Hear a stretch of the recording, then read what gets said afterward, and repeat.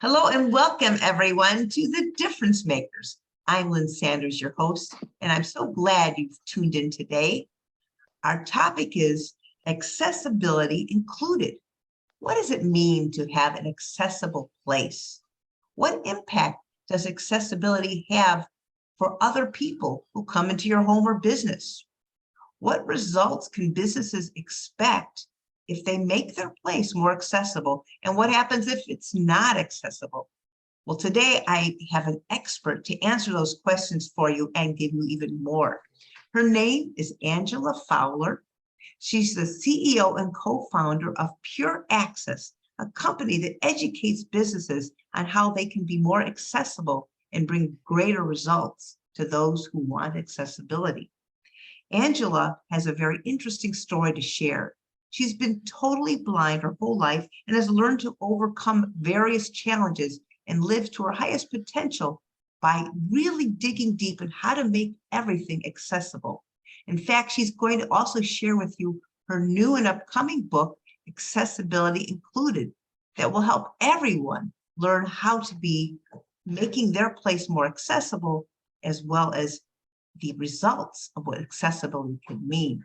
And so I'm very excited to have the accessibility expert here with us, Angela Fowler. Welcome. Thank you for being here. Well, thank you for having me, giving me this opportunity to speak about a very important topic that a lot of people don't realize it is important, because they don't. If you've never experienced an accessibility challenge, then how can you know how important accessibility is?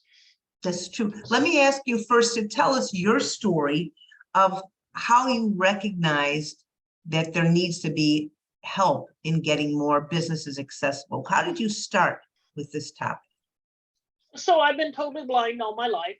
And I'm an older millennial, so I wasn't exactly born with an iPad in my hand, but I picked it up pretty quickly. Once I got into high school, I was rapidly becoming one of the more tech savvy people in the certainly in my family. I was the one that everybody went to fix their computers and TVs and this and that, and that led to me teaching other blind people how to use technology, how to use a computer, how to use, eventually once the iPhone came out, how to use the iPhone. And I realized, gosh, some things just aren't accessible to me. Some websites I can't use because things aren't labeled properly, and buttons don't do what I expect them to do. But I can bull rush through a lot of websites that give beginner technology users fits, because I've learned tips and tricks on how to do that. And Wow. when we go to order a pizza online, for example, and the component that you use to build your pizza isn't accessible, you don't know whether you're adding sausage or pepperoni or, heaven help us, anchovies, you're going to get discouraged, you're going to get frustrated, and you're not going to order that pizza. So your access to that pizza isn't on the same level as that of somebody who is sighted, or somebody who is a whiz with technology, or somebody who doesn't have whatever the thing is that is challenging you. But if that website is built properly, and you can quickly build your pizza and order it, then the company gets your business not only once, but it gets your business time and time again, because you know that, oh, if I go onto this pizza place's website, I'm gonna be able to order really easily, and I just got home from work and I don't need to be challenged when ordering a pizza. So not only are you going to keep coming back, but you're going to tell all your friends about it too. That is fascinating. Most sighted people would never realize what you're saying because we're not living in that world. Can you just tell us, how would someone who can't see, what's the technology involved? How would you be able to make something work when it's visual? Like even when we're talking, you can hear me, but if I were typing something, How do you make it work? So I use technology that allows me to hear the information on the screen. So say, for example, you send me an email. Mhm. I can navigate to the email using my technology. It tells me, where I'm going, and then I can open it and it will read me the email. So on that pizza ordering website that we discussed, the technology will tell me, okay, large, build your own pizza. So you click on that or double tap on it, Right. as the case may be, and it will tell you, ideally, it will tell you what ingredients you're looking at and whether those ingredients are selected or not. And then you add it to the cart, and you pay for it, and go on about your merry way. This is a process that should really only take a couple minutes to do. I see. Now, I just want So, to add one thing about sighted people and the experience of using technology, because I mhm, have a 16-year-old son. okay. This child is better at technology than I am. He was using an iPad in utero, I'm pretty sure. Um, if I have a problem with a client's computer that I can't solve, he's the one I go to. But Mm, oftentimes, when I'm frustrated by a website that isn't accessible, he has trouble with it too. In fact, he'll exclaim, this isn't even accessible to sighted people. real. So he's sighted He's sighted and he and has he trouble with noticed. the same. Yeah. So, So when I asked him, because I huh, was doing a little research for this book, so I asked him, hey, how often does it happen that I have trouble with a website and you have trouble with it too? He said 50 to 60% of the time. wow. I'm talking about accessibility. Do you have any idea how many people have disabilities like yours that would benefit from greater accessibility? I'm just curious. Roughly a quarter of the population. Wow. Be they blind, hard of hearing, deaf, cognitive disabilities, and making things more accessible for, say, blind people will make it more accessible for people with other disabilities. Because one of the things with blindness accessibility is don't require a mouse. If you can't use it with a keyboard, it's not accessible. But that not only helps blind people, that helps sighted keyboard users, people that don't have the manual dexterity to use a mouse. That helps people with, say, temporary disabilities. I mean, if you just had carpal tunnel surgery on your mouse hand, Mhm. you're likely to use a keyboard. Right. So accessibility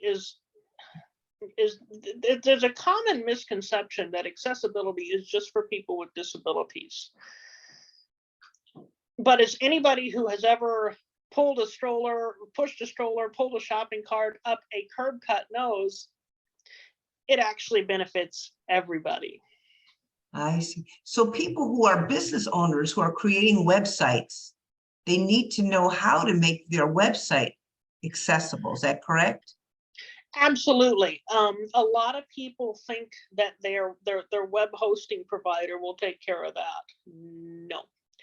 All the web hosting provider is a parking lot. Mm. The So, features that come with the car, what make and model the car is, that's up to you. I see. So there's a way of putting in the right type of software, or just like there's closed captioning for people who are deaf and they can read the words on the screen. I would imagine Yeah. there's some for you as Well, well. it's not so much software, it's proper coding. I see. And at the risk of getting way too technical, Okay. um, all right, a nugget for the real techie people. Semantic HTML is the building blocks, is that proper grammar, of an accessible website. Out of the building blocks, So right. you use HTML to build it. Java and ARIA, which is accessible rich internet application, to make all the fancy stuff function, like that pizza builder I was talking to you about. And you use CSS to make it look pretty. Right? You've totally impressed everybody here now, because these are very technical terms that show that you really have an insight, which most of us wouldn't know because it's like another language. But it's important to know. And for the that you sake can of do it. keeping our audience and, not having people fall asleep from boredom, I will dispense with the technical jargon from this point forward and start That's fine. speaking. But the point is that people need to know how to properly code their website to make it accessible. That's what you're saying. Absolutely. Which is very important. And I think many people never even consider that. So let's talk about what your new book is going to do, which is a wonderful, important topic, that accessibility included, that a quarter of our population can certainly recognize benefits from, and companies can. What's accessibility included all about? Accessibility included is building accessibility from the ground up. It is a lot harder to retrofit a building so that a person using a wheelchair can use it than it is to build that self-same building accessibly to begin with. Ah, right. And where we must retrofit, we will do so. But the ideal situation is one in which we start thinking of accessibility the minute we start thinking of the project. So accessibility included starts by putting people in the mindset of thinking of accessibility. And we start by opening people's minds to the need for accessibility by showing them that people with disabilities are customers, potential employees, who, by the way, are going to be a lot more loyal to you than some others, because there aren't that many people, relatively speaking, who are open to hiring people with disabilities because they have misconceptions about what we're capable of. So the first chapter of Accessibility Included seeks to clear up those misconceptions and seeks to show people that people with disabilities are capable. We are your customers. We are your potential employees. We're your potential employers, for that matter. Not to mention your friends, family members, and neighbors. And we do that by challenging bias. We all have bias. The joke I use in the book is biases are like armpits. We all have them and they stink. And they do. And they do. I have biases. You have biases. You know how I know that? You're human. Right. So we acknowledge the fact, yes, I have biases. We embrace that fact and we say, okay, how do I challenge those biases so that I see the world differently? How do I suspend my disbelief about the capabilities of others and open myself up to learning? Wow, that's really important. What are some of the biases that you've I'd love to, if you wouldn't mind sharing, Angela. You have told me privately before how you had to change yourself as you went out into the world, that you weren't naturally a social person. And if everyone's listening, they would probably think, well, she's a very social person. She's very outgoing because you're talking so easily. What are the biases you had to overcome, and how did you do them to become a business leader right now? I guess I had to overcome. It's a hard question. Well, you face biases. It is a hard question. I had to overcome my own biases and my own misconceptions about myself. That, not that I wasn't because sociability is something that can be learned. God knows I've spent 40 years learning it, and I'm still learning things, what to do and how to carry yourself in certain situations, and how to not make a fool of yourself when that evil camera is pointed at you. I hate the camera. Mhm. But in the name of making things accessible to sighted people, I will appear on camera whenever necessary. That's very kind of you. But I I had to overcome the idea, and to Lynn's credit, she's had to coach me up on this, that I really make a horrible visual presentation, and that I'm simply not visually attractive in terms, and I'm not just saying looks. I'm talking about presentation, dress, bearing, the whole thing. I had to really, it took me a while to get to the point where I could say, okay, this is not something that you come with out of the box. This is something that you can build, something that you can develop. And this is something that if you're willing to take some honest feedback, this is something that you can actually grow into. Yes. I never said horrible. I hope you didn't think. What I've noticed is that, when you don't think about visuals, and many people who are sighted don't think about visuals, they'll put together a website. People might not pause and look at the material because people like images, they are captured by that. People can also be captured by intriguing dialogue. That's why podcasts are often just audio, because they want to hear what people have to say. So this conversation, this interview, what's great about it is we can take it and make it an audio as well as a video. But what you're saying too is that you've had to overcome biases within yourself. And I think that's something we all can relate to, because we all deal with these little negative thoughts that come up in our mind, and we have to recognize that they're just stray thoughts that don't mean anything, that we choose what we want to believe. And I think that's your book is all about that. Tell us more about what would you want businesses to take away from this book? What's important? And there's so much more in the book. I just covered chapter 1. Yes. We could talk all night. Well, give us a couple of bullet points at least. What are some main topics for people to know about? Well, absolutely. Accessibility isn't as daunting as you probably think it is. You're not.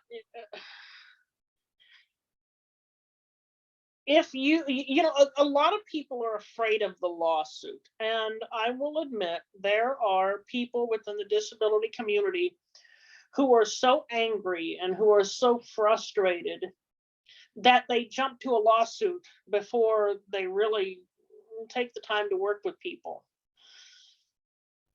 But if you're working to make your product accessible, that in itself is protection to some degree. Now, I am not a lawyer. Do not. My two co-founders are JDs. I am not that person, so don't take anything I say as legal advice. But working with accessibility specialists equals less likely to get hit with a judgment. I think I can say that safely. And we can do.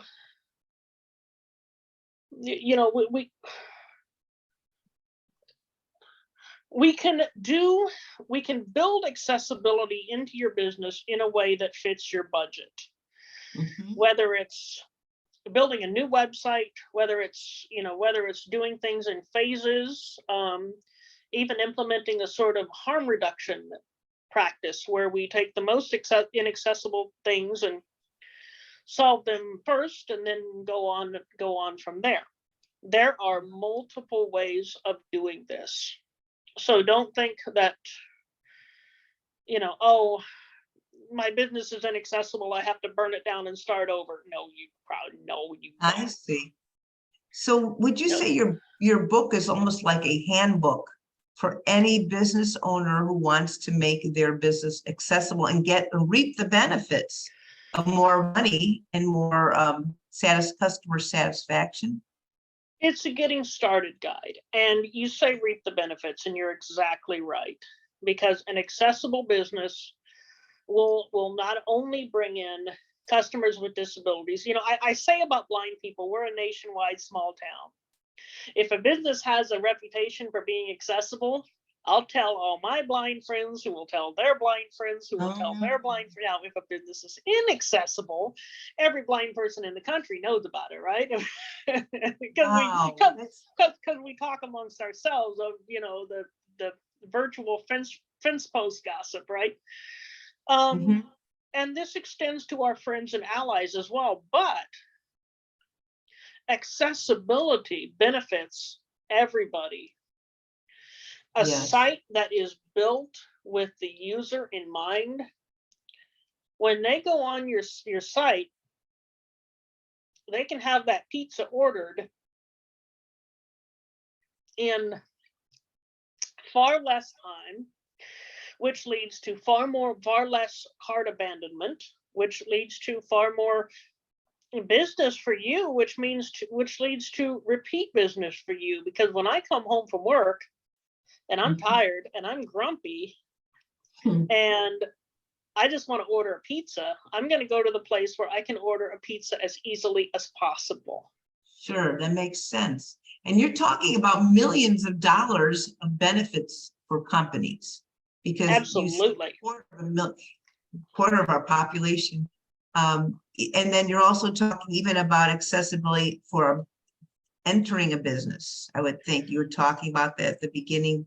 So I went to the University of Illinois, which is very accessible, and I was suddenly made aware of how important it is to have ramps going into buildings. And then, I'm sure that, you're probably aware of building places that have ramps versus those that don't, make it easier for you to get into. Well, and the thing about a ramp is it doesn't just benefit people in wheelchairs. It benefits people who maybe recently had knee surgery. It benefits people who have invisible disabilities where they get tired easily, where stairs are difficult. It benefits people who are carrying a bunch of stuff. Right. People with strollers. It's not, people call them wheelchair ramps, but maybe we should call them, I don't know, I don't want to climb the stairs ramps. Right. I want it easier on my legs. Exactly. So, so this book that you have put together is in the process of getting published. And we're going to be sharing an image of the book cover soon. In the meanwhile, I would like you to share with us what would be one takeaway you'd like people to remember from this conversation today. Accessibility will benefit you too. Accessibility benefits all of us. That's true. Because we're all in this together, aren't we? Yeah. And that's really what the world is about, helping one another. And you never know what can happen, whether it's on a world front or in a local community that affects all of us. So your book, I think it sounds like it's a great way to, pardon the pun, open our eyes. You're opening up people's eyes to a new way of looking at the world. And I appreciate that. And once you get to the point where you're thinking of accessibility, you can't go back. Once you learn it, you can't unlearn it. We joked in my day job, which is also accessibility related, we joke about drinking the Kool-Aid. Because once you've drunk the Kool-Aid of accessibility, I had a designer I was talking to a bunch of months ago, and at the time she had just she'd just been working with us for a short period of time, and she was just getting introduced to this whole accessibility thing, and she was looking at some app for a large corporation. I can't remember what it is, and she's like, and there's no way this is accessible, and I wouldn't have even thought of this before I joined this company, but man, this is terrible. And I said, welcome to the club. You drunk the Kool-Aid. There's no going back for you now. Wow. Oh, that's great. Thank you. This is wonderful. So where can people find out more or be able to buy your book, Angela? So the book is going to launch the projected launch, and you know that big word, projected, right? Right. So you hear the word projected, and you're like, yeah, right. But we are going to do our level best to get this thing launched in Q1 of 2023. Okay.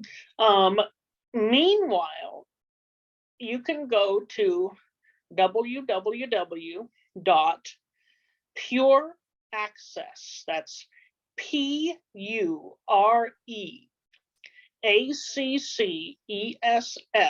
number 4 letter U.com, and Lynn's going to have it written on the screen for all the sighted people out there. So you go to www.pureaccess number 4 letter U.com, and you will be able to click on the link that basically takes you to our books page. So you'll be able to sign up for the newsletter. You'll be able to read the synopsis. We'll probably be posting other goodies as time goes on, so keep checking. And you'll also be able to contribute to our Kickstarter. We're a grassroots venture. We're basically funding this out of our own pockets. So if this moves you, if you think, oh man, this book needs to exist in the world and I want to be a part of making it exist, if you feel so inclined, please do contribute to our Kickstarter. And there's goodies in it for you too. You know, Kickstarter is, you're not just giving away money, you actually get things in return. So you contribute a certain amount, you get a signed copy of the book, and there's other, I set the tiers up months ago, and frankly, I can't remember them exactly off the top of my head, but yeah, if you were so moved, we would be so grateful. Yeah. What is your goal? What are you looking to raise, Angela? Do you have that in mind? I believe 11,000. Okay. But I'm not. I need to look at that again. Sure. That sounds very reasonable, and I think any company, I would plug this for everyone listening, any company will benefit by being affiliated and associated with this book, because our world is growing to be more and more accessible and needs to be. And as Angela pointed out, businesses which are accessible will be able to reap benefits of having more profitability as well to reach more people. So go to PureAccess number 4 letter U.com, connect with Angela, support this book and her cause, and we'll be helping make the world a better place. I think it's a wonderful endeavor you're doing, and I thank you, Angela, from the bottom of my heart. Thank you for being our guest today.